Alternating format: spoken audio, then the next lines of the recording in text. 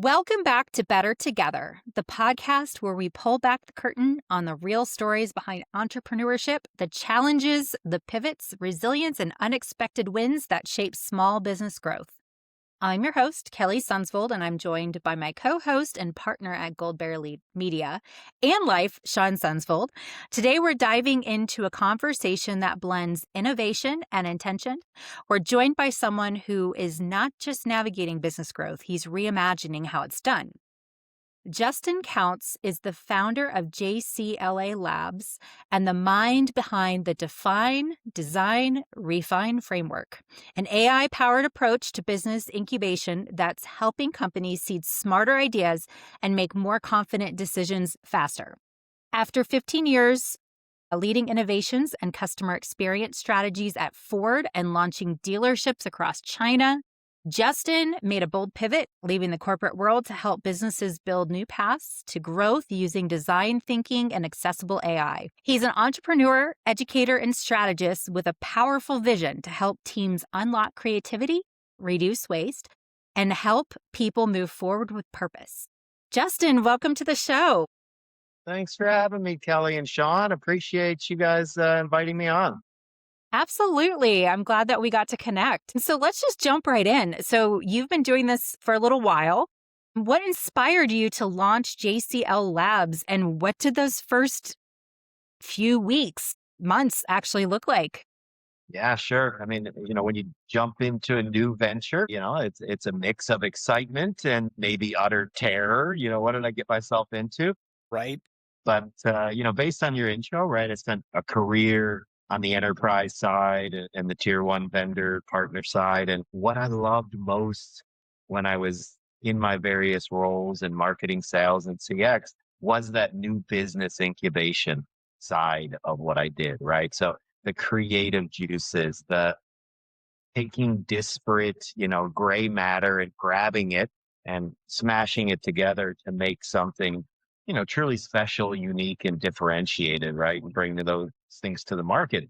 And so, the first couple weeks were, setting up the website and, reaching out to my contacts and letting them know what I was doing, trying to fortify those folks around me who were familiar with my skills, and then network from there. So that's sort of how I started in the first couple weeks. That's fantastic. Building a good team around you, that's the best place to start for a business because there's so many holes, right? As a business leader, you have to realize really quickly who's going to be your team to help you move forward. As part of, we talked about in the intro there, but I'd love to hear more about the design or define, design, refine framework.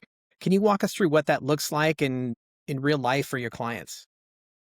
Yeah, so it actually, and I have visuals I can show, but folks can probably go to my website. When you think about a build, measure, learn loop, right? When you think about innovation in that manner, companies define what it is they're going to solution, usually solution with people, process, and technology. And then they design that for the marketplace in execution, right, with customers. And so we work both internally and externally, meaning we can help companies operationalize better their solutions, their products externally with customers, or we can help them operationalize better within the company, right? Restructuring, framing divisions, handoffs, co-opetition, cooperation, all of those things, depending on partner relationships. And so from there, you are in the market and you get feedback from the market, right? How well is it going? Do we need to pivot it? Do we need to scale it? Do we need to kill it? And so that is where refine comes in, right? You must be gathering the KBIs, key business indicators, understanding what the top of the house, what you're trying to accomplish for the brand, and then those associated lower level KPIs are the metrics, the real data you're getting while out in market, bringing those back in to then determine how to refine. And so that is define, design, and refine. And it's a loop, right? And it keeps going, continuously trying to produce defensible moats, right? And we all know from laws of competition and markets that there are limited periods of time where you have a defensible mode, right? Competition catches up. And Yeah. so this is why you must constantly be taking those loops. Now, the frequencies are different for different industries and different solutions and products, but you must be build, measure, learning as you go to market. Yeah, that's awesome. And just kind of thinking about your background a little bit, I'm going to call out Ford specifically, right? They're one that probably does that a lot. I'm curious, like as you're working, and working with smaller businesses, how are you taking those kind of large scale approaches from a Ford and things like that and applying it to a smaller business who's getting started? Yeah, my background in Ford is maybe a little non-traditional, a little different than most folks who go through what's called the marketing leadership program. So I was a marketing leadership program graduate or participant, however you think about it. And in that program, you rotate through various marketing and sales areas of the company. Well, when I was going through, it was right at a time in the company when they were deciding, should we kill or keep the Mercury brand and the Lincoln brand? Hmm. And so Okay. based on that period of time, there was this new role that opened up, which was called a CX manager. And there hadn't been dedicated CX managers focused on what was the experience, both at retail and digital, for the customers to attract, and that's sort of traditional marketing and sales, but also to retain customers, which is was sort of a new science in the 2010s when I was in that role. And so based on that, I had this unique experience of almost a master class in a company, large company, right? Almost 200,000 employees globally. But I was with the Lincoln brand, which was a very small company in that company. And then with the Lincoln brand, I was in charge of CX and launching services and speedboats. And so I was what they called an intrapreneur within the company. So I was literally standing up LLCs and launching mini companies, mini sprints, backed with, large company cash, which a lot of entrepreneurs struggle to get funded. I was funded, Yeah. right? Yeah. But I was forced and told to, you're going to follow the same rules as an entrepreneur. You're going to run $100,000 sprints. You're going to run small market entries, small prototypes, minimum viable products. You're going to use lean methodology, right? Design thinking to go test desirability, feasibility, and viability. And so I had this wonderful master class where I was able to stand up businesses inside a business and get all of that experience. And so that's how I spent the bulk of, I'm going to say, the end of my career at Ford. And that's what I took forward. And now at JCLA Labs, right? That large company experience, although I was, an entrepreneur in this small company feel at Lincoln, and so now I'm doing it for smaller companies. And I understand, how they need to go to market, what it means to start small to go big, right? And that's what I take forward with me. That's so awesome and such a unique a unique opportunity, right? That you're basically building small businesses for a big business, which really prepared you for kind of what you're doing right now. I think that's fantastic. Yeah, it was amazing. It was a good opportunity, right? When you're doing it, you're saying to yourself, "Oh man, all these other marketing leaders are taking these traditional, comms roles or product marketing roles, very traditional, old school roles, and they got great knowledge doing that. But I got a different education, right? I have a different skill set." Mm-hmm. Together. Mm-hmm. And on that, like AI wasn't really a thing, and that's something that's within your realm now. So, I mean, really, AI is like a buzzword everywhere you go. Somebody's launching a new AI tool. There's, like, oh, now you can use AI with this software or whatever. But you're using it in a very applied way. How do you explain the value of AI to clients who maybe aren't so tech savvy? Yeah, thank you for bringing it up, Kelly. It's a wonderful question. When I was getting this master class at Ford, AI wasn't a thing, right? AI became a thing. But what I learned in that master class at Ford was a way of thinking, right? And when you think about design thinking and design thinking principles, one of the core principles is bias to action, right? be empathetic, be customer centric in your thought process, use metacognition, not to get jammed up in your biases, right? To release yourself, to be able to take in other opinions, knowing what you're thinking about and your biases and reactions to those, but also go act, go do things, go test, go try things. And so when AI came out, this is just another thing to go test and understand. And as I was getting into it, and like most, it's a bit off-putting when you watch folks do these crazy videos and things with AI, and then you try to dip your toe into it, and you just can't do that. It's just Yeah. not as simple as they make it look, right? And so what I realized was, okay, I'm going to go ahead and take what I can handle, what I do know how to do, the basics, AI, LLMs, large language models, ChatGPT, Claude, Gemini, these type of things, where let's say the folks who have already crossed the chasm, the majority is playing with those things a little bit. So how Hmm. can I take those tools that folks are relatively comfortable playing with and use that to help them get into AI to develop their business? And so that's Hmm. where we focus, right? So I took design thinking principles, and what we do in our sprints, we call it the lab. We take 3 to 6 folks, a two pizza team, as Jeff Bezos would say, and we do a mini sprint.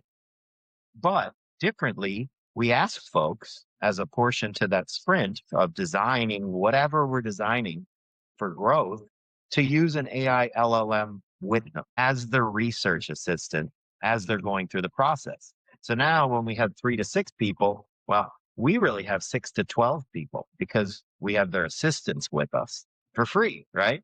And Yeah. so we end up prompting the AIs, everyone's independently in the beginning with the same prompt. And what that does is it takes an LLM and makes it an AI agent. Why? Hmm. Because it gives that chat agency. And so Hmm. the steps are LLM, AI agent, agentic AI, right? So we take one step forward with everyone and we take any chat agnostically and make it ready to perform its tasks in that sprint. And so it amazes people because you just give it some prompts and you give it some context. And now it says, I'm ready to help you. I'm your assistant in this process. Tell me when you're ready. I'm ready for, chunk one, stage one, right? And we go around this process. So we complete in, call it 1 hour to 2 hours, what would normally take teams, larger teams, a week or two, right? So now we have compressed the timeline. We've compressed the resources that need to pay into this effort. Hmm. And the outputs, when you talk about AI LLM creativity and vectoring and how many data points it can help you touch much faster than you normally or used to be able to do. Now the output is much deeper, right? So you're Yeah. faster with less people with a much better result at the end. And so these three turbochargers, in a sense, right, of reducing cost and increasing output is really the difference maker. That's amazing. And just kind of thinking about AI and how much it can do, and we've watched this kind of happen. What is one of the biggest misconceptions you hear about using AI and doing this creative problem solving?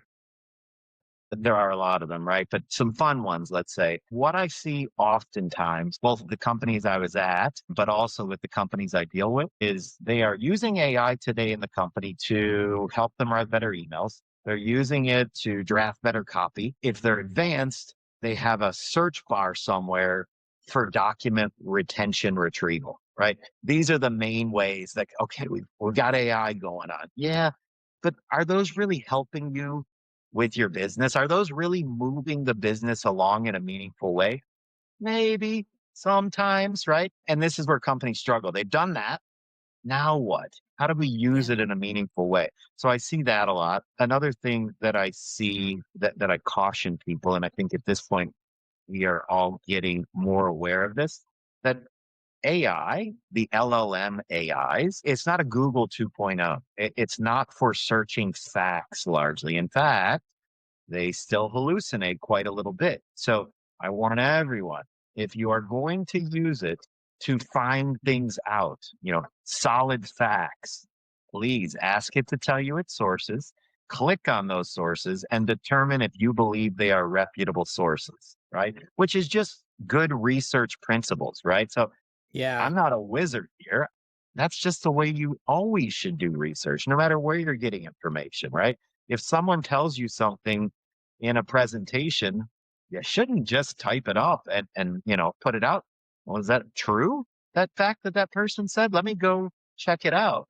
And so I tell everyone, if you're going to use it as a Google 2.0 or fact finding, right, Yeah. please validate your facts. So Mhm. much of AI is, it's now called prompt engineering, basically, right? If you give your AI crappy data, it's going to give you crappy answers, right? Mhm. Versus the more information you give it, the more data points you tell it to go find, the more reliable and more thorough those answers are going to be. And I almost get like this, as you're teaching people to do it, it's like tell you about it, show me how to do it, the tell me, show me, watch me process and of how people learn, right? And am I understanding how you work this process correctly? Yeah, absolutely. Right. Prompt engineering is a big portion of it. We use it in the lab multiple times as you're going around this mini sprint to help reorient and task what it is it's supposed to do in each step. It's very important. You got to think of AI as an assistant that is really smart and really wants to help you, really wants to do a good Hmm. job. And the caution there, and with a real person assistant, is they may do things just to impress you. They may do things that they don't know how to do, right? Because they're trying to prove themselves. And so that's that hallucination side. But to your point, giving your assistant context. Why am I doing what I'm doing? What is it you expect out of me? Do you want paragraph format? Do you want bullets? Do you want me to cite where I get my information? You put all of that in, right? And I always tell people it's not a one and done thing either. We need to get to a place culturally, societally, where no one shames you for using AI because guess what? It's not going away. It just isn't. We Mhm. need to be at a place where you're almost, wow, good job using AI, right? And when we get to that place culturally, societally, then that's one step. But then in using it, right, folks need to check themselves and make sure that they're prompting and reprompting, going back and forth. Because I tell people this human and the machine is critical, right? No AI will start doing something until you get to agentic AI, right? Until you tell it to, there's a human there. You should be in the middle of it, meaning prompting and reprompting back and forth to guide it where it shouldn't go, where it should go. And then you take the output and actualize it or execute it or make it real at this point, right? We're not using robots yet with AI largely.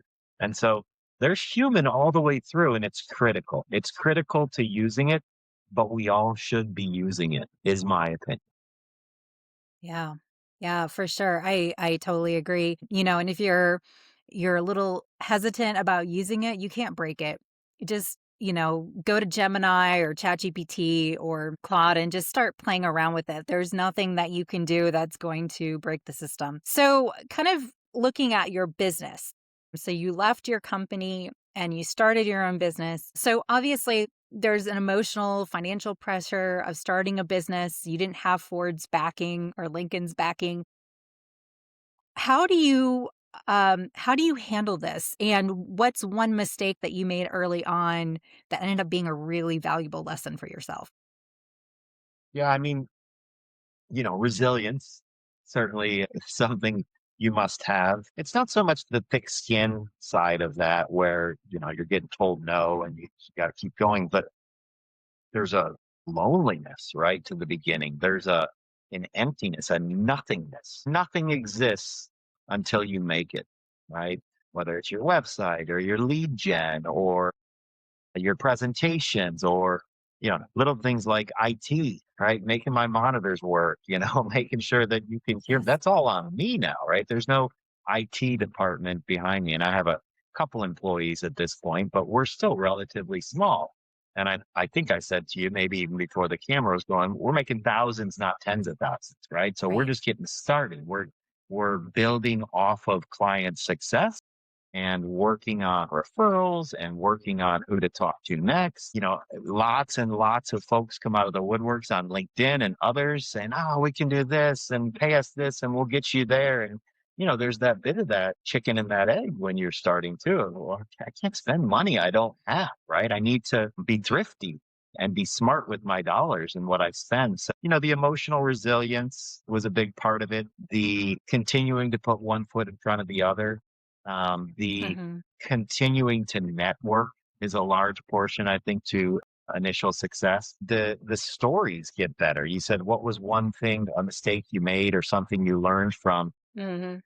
I was targeting the wrong group for what it was I wanted to do. So let me explain that a little bit. When I was Yeah. with Ford and Lincoln and I was the business and I had the budget and I, worked with agencies or consulting companies or designers, largely I wouldn't pay on the enterprise side at Ford Motor Company or Stellantis or HMA for my type of service. What I would do is I would say, come on in. You can hold a session for me. I'm not going to pay you for that. Hmm. But out of that, you might find some business. We might develop a direction where you see I have an unmet need and you can scope some work, right? And so here I was on the other side of that as a strategy consulting company owner, going back to my contacts at Stellantis and Ford and HMA saying, hey, let's get together. They're happy to get together, right? They know me as a thought leader, happy to talk about these things, love what I'm doing, but there wasn't any business coming, right? And of course, well, obviously, I didn't pay for that. Why would they? What I did find is going to the agencies, going to the BPOs, going to the consulting companies who execute this type of work on behalf of enterprise customers. They like this, right? They could use this process internally. They could use this process white labeled in a sense, stand me up for their clients in Hmm. innovation sessions. And so that's where I'm getting the most traction at this point. But you don't know what you don't know, right? And so I didn't know that. Retrospect, everything's 2020, Monday morning quarterback, right? Well, obviously, I did know that. Darn it, right? But so that was something I learned sort of the hard way, right? But you start talking to people and you're trying to figure out where does this particular solution add value in the marketplace, real value, like parting ways with dollars value.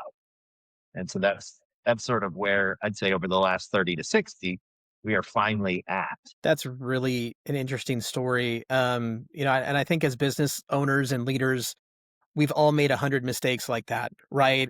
And my background was coming from corporate. I worked at Dell for a long time and a few other places. And, it's always nice to have that kind of budget behind you, right? When you're trying to Sure. make decisions and do things. And it kind of gives you a little bit of clout to get things done. But when it's your dollar, it's suddenly, you start getting a lot more creative, right? About how those solutions come across. One of the things I've seen is you're active on LinkedIn with your Take It and Break It series, right? Which I absolutely love. Why did you choose that platform, and how has it shaped your visibility as a business? Yeah. So, coming from a marketing background, I had to actively think about what channels I was going to be in and what type of message I was going to put out there in the hopes of, in a sense, sparking interest. Right. And there were two things I was trying to do with Take It and Break It. Thank you for taking a look at it and being one of my readers. I appreciate that. So I have Take It and Break It, and I have another one called New Money. And they both had slightly different purposes. At the highest level, right, they are to prove that I'm innovative, prove that I know how to do the process. And so as you read those, you see me go through define, design, refine process. You see me go through design thinking. You see me use AI, right, in a meaningful way. Take It and Break It is about smashing together disparate ideas, both what's happening in our present reality, market trends, and then things that are launching and how they might be thought of differently to accomplish something new, right? And then new money is about slightly differently how to generate revenue from some of these new happenings, right? So one is about making money, one is about what if we thought about this problem differently? What if we challenged ourselves to think differently? And but I think they fit nicely together again for that highest level of thought leadership, design thinking AI. And from both of those is actually where I launched the lab, which is my sprint Mhm. process after running those two articles for a while and getting, folks reaching out and talking. I realized, well, what if I put on a weekly demo where I just invited people, get on my Calendly and I'll fill in 6 people and I'll just start running sessions, right? So you get your 2 pizza team. We'll pick a fake challenge question. And Mhm. then after running those, they fed back into my articles, right? So I was actually able to take the output of some of those and say, hey, we thought differently. So for instance, we did one on Figure One, which is a robot company, right? And I took 6 folks that signed up. And I said, we're going to talk about Figure One today, but we're going to do it like a take it and break it article because it's a very expensive robot. How could we take this very expensive robot and sell it Mhm. to the masses? How would you do that? It's too expensive. It's how would you get the masses to adopt this expensive robot, right? And using AI, some of the Mhm. interesting things that came up with was, well, what about sort of a rental program where these robots literally check themselves into the house, do a chore, go to the next door neighbor, do a chore, right? And so you have this roaming group of robots for a neighborhood or Mhm. whatever where you're just paying for it hourly, right? So a very expensive $100,000, $20,000, whatever they end up being. Yeah. Now, if it's about utilization and uptime, then you actually can make a business out of that, right? And you can franchise that. So maybe someone has a cargo truck at the end of a housing plan. They got 20 robots.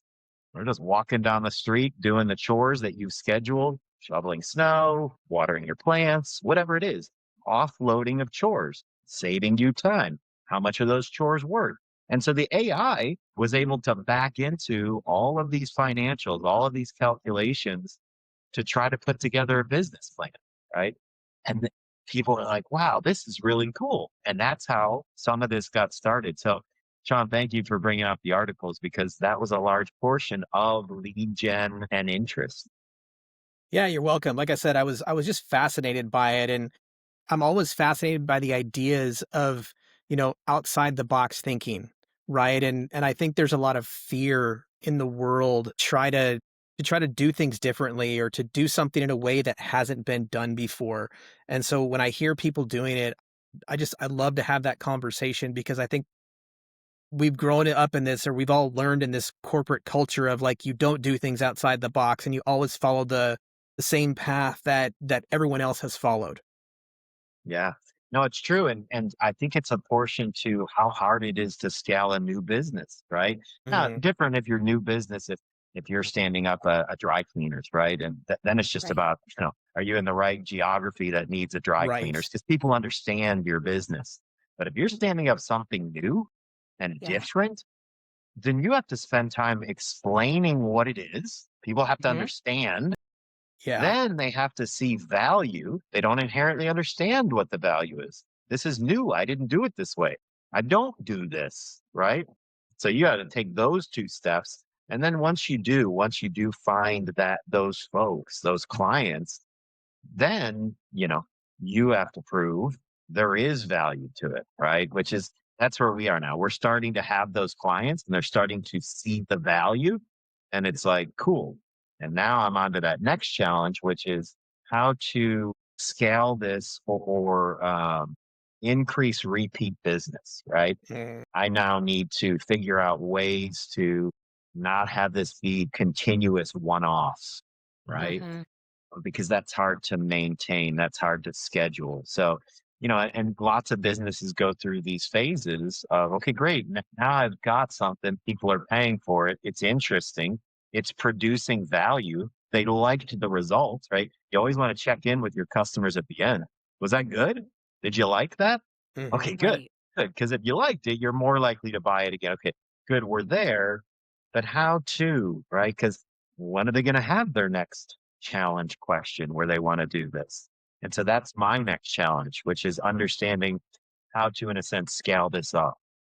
I think something that you were talking about, well, actually two things that you were talking about that really stuck out to me was one, the example that you used about the robot and being able to hire it hourly to like water your flowers or pick up trash or clean a part of your house or something like that. Like hiring that robot to do that. It's such a unique way of thinking, and this like sharing of technology, the sharing of something that can be useful to people. And the second point on this was I was thinking, wow, you're really solving a pain point. I know the robot was an example, but as people who are listening, anytime that you have a customer or a client or you're trying to find out what your audience needs, figure out what their pain point is. So in the example of your robot, oh, my flowers keep dying. Wow, if I could just have like something automatic that, I don't have a sprinkler system. It's just little things like that. It's just like solving the problem for your customer that you know that they have. And so that you not only build your business, but your customer is also happy in that way too. So, if someone listening is kind of in that awkward early phase, they're building, iterating, and still not seeing traction. Sorry, they're still not seeing traction. They have a good idea. Maybe they haven't quite narrowed down their audience, their target demographic, their customers' pain point. What advice would you give them? Yeah, I mean, I'm going to anchor to what you just said, Kelly, because that was really smart, right? So, sales strategy. So, my background, marketing and sales, right, at its heart, stop talking and listen, right? The more people you talk to, that person fictitious person you talk about, oh, my plants keep dying. I wish they could just get water. I wish I could. Okay, listen, don't talk. Don't tell them what the robot does. What do they need done, right? And so, for those folks starting, much like the mistake I made, you just got to be out there. I said it earlier, bias to action. Don't wonder. Don't sit and wait. Go test. Mini tests, right? Go talk to a friend. Go talk to family. Man, I remember at one point when I first started all this, I was showing my aunt, and she was like, well, I'm not I'm not gonna buy why are you and I'm like, just listen to my just tell me what you think, right? Just, because you really never know where you're gonna get and I'm sure I got some bit of feedback on, "You lost me here. I didn't get this." I mean, you must make things bite-sized and digestible. People must understand what it is you do, the value you add.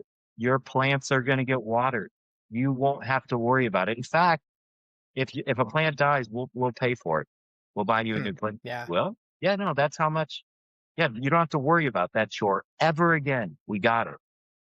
Cool, cool. What else can you do? Right? Okay, cool. Well, what else would you need us to do? What other pain? What other problems? You're a busy person. Tell me about your life.